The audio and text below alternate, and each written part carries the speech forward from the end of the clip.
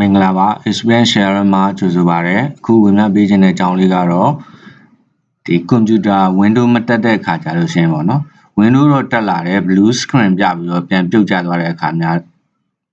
ကြလို့ရှင်းဒါမှမဟုတ်ကိုသုံးနေတယ်ဒါပေမဲ့ software တစ်ခုခုတင်လိုက်တော့မှ window တက်လာပြီးတော့ပြုတ်ကျနေတယ်ပေါ့နော် blue screen ပေါ်တာတော့အဲ့လို window တစ်ခုမတက်တော့ဆိုလို့ရှင်းအရင်ပုံမှန်အခြေအနေပြန်ရအောင်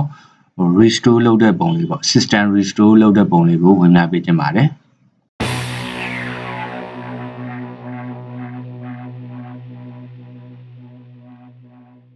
ဘယ်လိုမျိုးလဲဆိုလို့ရှိရင်ကျွန်တော်တို့အခုလုပ်တာမဲ့ကွန်ပျူတာမှာဆိုလို့ရှိရင်ကွန်ပျူတာဖွင့်လိုက်တယ်ဖွင့်လိုက်တဲ့အချိန်မှာသူက Windows စပြီးတော့တက်လာတယ် starting Windows ဆိုပြီးတော့ပြတယ်ပေါ့နော် Okay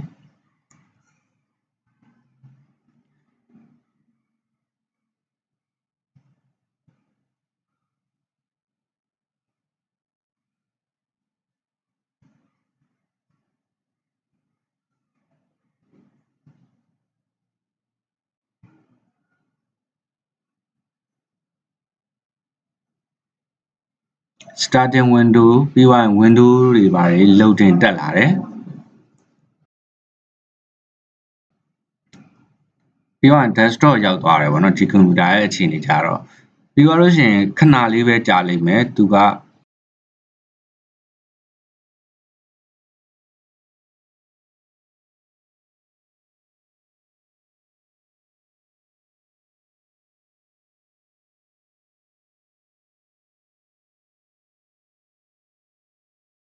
blue screen ပြပြီးတော့ restart ပြန်ကျသွားမယ်ဒါမှမဟုတ်ပိတ်သွားမယ်ပေါ့နော်အဲ့လိုပုံစံမျိုးဖြစ်သွားလိမ့်မယ် shutdown ကျသွားတယ်ဒါမှမဟုတ်လို့ရှိရင် restart ကျသွားတယ်ပေါ့နော် blue screen အဲ့လိုကျသွားပြီးတော့ကြောင့်ပြန်တက်လာတဲ့အခါကျလို့ရှိရင်ကျွန်တော်တို့ကဒီလို save mode နဲ့သွားမလား normally သွားမလားလို့သူကမေးလိမ့်မယ်အဲ့တော့ကျွန်တော်တို့က save mode နဲ့ဝင်လိုက်မယ် save mode ကတော့အဲ့မှာ save mode နဲ့ဝင်လို့ရတယ် save mode with network key နဲ့ဝင်လို့ရတယ်ကျွန်တော်ဒီမှာ network key နဲ့ဝင်လိုက်တယ်ဒီမှာသူက save mode ထဲမှာ file တွေကို load လုပ်နေတယ်ပေါ့နော်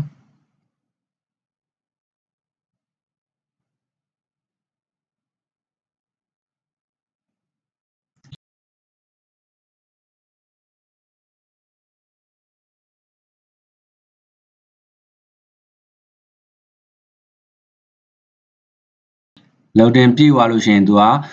save mode ပုံစံနဲ့ window တက်လာလိမ့်မယ်ဒီမျိုးဆိုရင်ကျွန်တော်တို့ကကြာရှည်ကြီးသုံးလို့မရဘူးဒီတိုင်းရိုးရိုး window တက်လို့ရှိရင်အားကြောင့်မလို့ save mode ထဲကနေပြီးတော့ window တက်ပြီးတော့သုံးလိုက်တာဘာလို့ထင်လို့လဲဆိုရင် restore point system restore လုပ်ချင်လို့ okay အဲ့တော့ဒီမှာ save mode ထဲမှာ save mode နဲ့ဆိုပြီးတော့အပေါ်မှာစာပါတယ် save mode ဆိုပြီးတော့တက်လာပြီပြီးတော့ start menu ကိုနှိပ်မယ်အဲ့ဒီမှာကျွန်တော် control panel ကိုသွားလိုက်မယ် category နဲ့ကြည့်မှာဒါမှမဟုတ် small တို့ large တို့နဲ့ကြည့်မှာပေါ့ small icon နဲ့ကြည့်မယ်ပြီးတော့ကျွန်တော် recovery ဆိုတာလေးကိုလိုက်ရှာလိုက်မယ်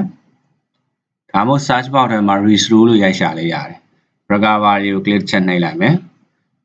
okay ပြီးတော့အဲ့မှာ open system resource ဆိုတာကြီးကို click ချက်နှိပ်လိုက်မယ် okay pause လေးပေါ်လာမယ်ပြီးတော့ရင် next okay အဲ့မှာသူ automatically restore လုပ်ထားတဲ့ point လေးတွေပြလိမ့်မယ်ဘယ်ရက်ကဒီ system ကိုဒီလောက်အထိကို restore လုပ်ထားတယ်ပေါ့နော်သူလုပ်ထားတာတွေပြလိမ့်မယ်အဲ့တော့အဲ့ restore point တွေကိုထပ်ပြီးတော့ရှာကျင်သေးတယ်ဆိုလို့ရှိရင်အောက်မှာ show more restore point ဆိုတာလေးရှိရယ် scan for affected program နော် show more restore point ကိုနှိပ်ပြီးတော့ scan for affected program ကိုနှိပ်လိုက်လို့ရှိရင်လည်းဒီ program အကြောင်းကျွန်တော်တို့ window မတက်တော့လာလို့ပေါ့နော်အဲ့လိုပုံစံမျိုးရှာလို့ရ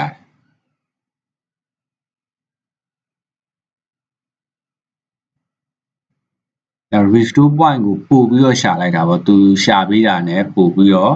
ပထမပြပေးတာ ਨੇ ပို့ပြီးတော့ restore point လိုချင်တယ်ဆိုလို့ရှိရင်ဒီ scan affected program ပေါ့အဲ့ဒါကိုနှိပ်လိုက်တယ်နော်အဲ့မှာကြည့်ထားလို့ရှိရင် install လုပ်ထားတဲ့ program တွေတွေ့ရလိမ့်မယ်အဲ့ဒါကိုရွေးလိုက်ရတယ်ကျွန်တော်တို့ဒီမှာတော့မရွေးတော့ဘူးနည်းနည်းအလှမ်းဝေးတဲ့ဥစ္စာကိုပဲကျွန်တော် restore လုပ်လိုက်မှာပေါ့နော်အဲ့တော့ close ဆိုတာလေးနှိပ်လိုက်မယ်ပြီးတော့အဲ့မှာ restore ရှိတယ်ကိုဘယ် restore point လိုချင်လဲ နော်ပြီးသွားလို့ရှိရင် slash မှတ်လိုက် next ပြီးသွားရင် restore confirm လုပ်တယ်ပေါ့နော်restore က confirm လုပ်မှာလားဒီ restore ထိသွားမှာလားမေးရသွားမယ်ဆိုရင် finish ကိုနှိပ်မယ်ပြီးသွားရင် yes ဆိုတာကိုနှိပ်လိုက်ဒီမှာ system restore စလုပ်ပြီး shut down ကြသွားပြီဒီ restore လုပ်ဖို့ initialization လုပ်နေမယ်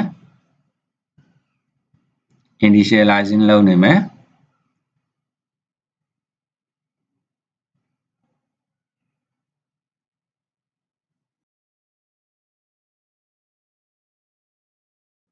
ပြီးသွားလို့ရှိရင် window တက်လာမယ်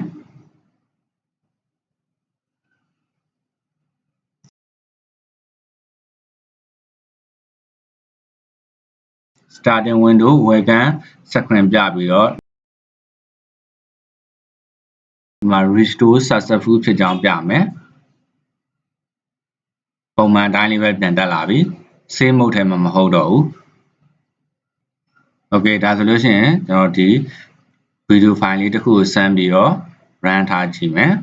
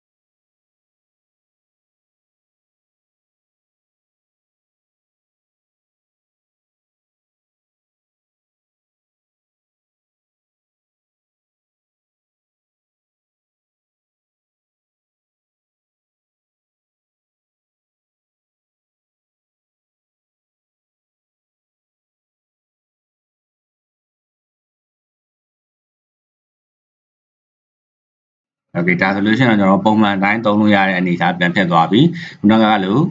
ပြုတ်မကြတော့ပါဘူးเนาะဒါကတော့ဒီ window မှာ